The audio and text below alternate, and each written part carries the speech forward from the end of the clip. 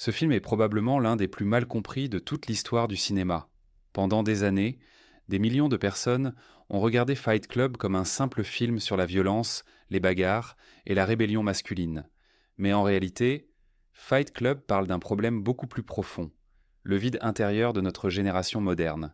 Et le plus étrange, c'est que ce film sorti en 1999 semble aujourd'hui encore plus actuel qu'à son époque parce qu'il décrit presque parfaitement la solitude moderne, l'obsession de la consommation, la perte d'identité et le sentiment d'être perdu dans une vie sans sens. Le film suit un personnage dont on ne connaît même jamais vraiment le nom, souvent appelé le narrateur, un homme totalement vide intérieurement. Il travaille, il gagne de l'argent, il possède un appartement, des meubles, une vie stable, et pourtant, il est profondément malheureux. Il souffre d'insomnie chronique, sa vie paraît mécanique, comme s'il survivait sans réellement vivre. Et c'est là que Fight Club devient extrêmement intelligent, parce que le film attaque directement le modèle moderne du bonheur. Le narrateur pense que acheter, posséder et consommer va lui donner une identité. Il remplit son appartement avec des meubles, des objets, des produits parfaits. Mais plus il possède, plus il semble vide. Et honnêtement, beaucoup de gens vivent encore exactement la même chose aujourd'hui. Le film contient une phrase devenue mythique. Les choses que tu possèdes finissent par te posséder. Et cette phrase résume presque tout Fight Club. Parce que le film critique une société où beaucoup de personnes construisent leur identité autour du travail, des marques, de l'argent et de l'image sociale. Mais au fond, le narrateur ne sait même plus réellement qui il est. Puis arrive Tyler Durden. Et là, tout bascule. Tyler représente tout ce que le narrateur n'ose pas être. Il rejette totalement la société moderne et ses règles. Et très vite, Tyler devient presque une religion pour certains personnages du film. Mais le génie de Fight Club, c'est que Tyler n'est pas présenté comme un simple héros. Au contraire, le film montre progressivement que la rébellion extrême peut aussi devenir dangereuse. Parce qu'au départ, Fight Club semble parler de liberté, de masculinité et de réveil personnel. Puis lentement, tout devient plus sombre. Le groupe devient violent, radical et presque sectaire.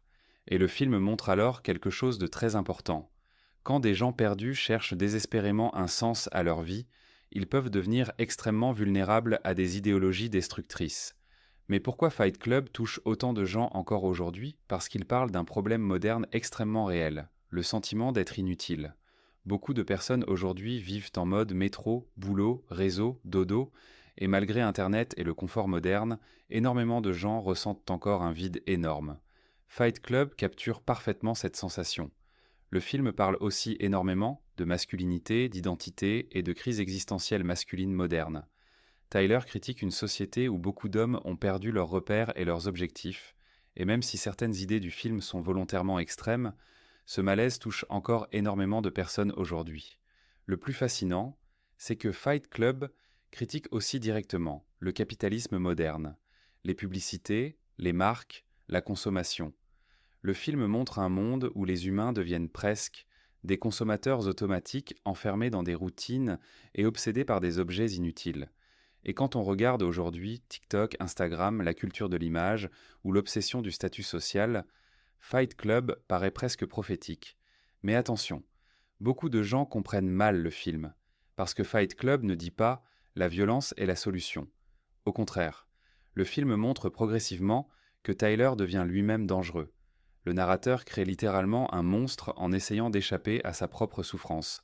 Et c'est précisément ce qui rend le film brillant, parce qu'il critique le système moderne, mais aussi les réactions extrêmes contre ce système. Visuellement aussi, Fight Club est unique.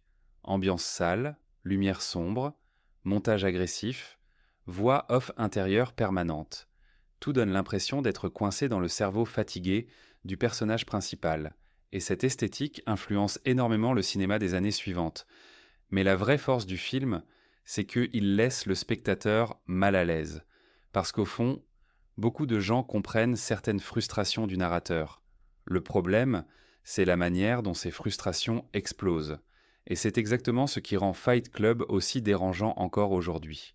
Le plus ironique, c'est que le film critique la société de consommation, mais est lui-même devenu culte, commercialisé et transformé en produit culturel gigantesque. Comme si le système récupérait même les œuvres qui essaient de le dénoncer. Et honnêtement, ça ressemble parfaitement au monde moderne. Aujourd'hui encore, des millions de personnes regardent Fight Club pendant des périodes difficiles de leur vie. Pourquoi? Parce que le film met des mots sur une sensation que beaucoup ressentent l'impression de vivre sans véritable sens profond.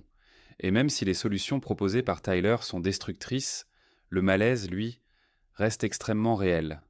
Au fond, Fight Club parle moins de bagarre que d'identité, de solitude, de frustration et du vide moderne. Et peut-être que la phrase la plus terrifiante du film, ce n'est pas une phrase sur la violence, mais simplement cette idée. Beaucoup de gens passent leur vie entière à essayer de remplir un vide intérieur, sans jamais comprendre réellement ce qu'il leur manque.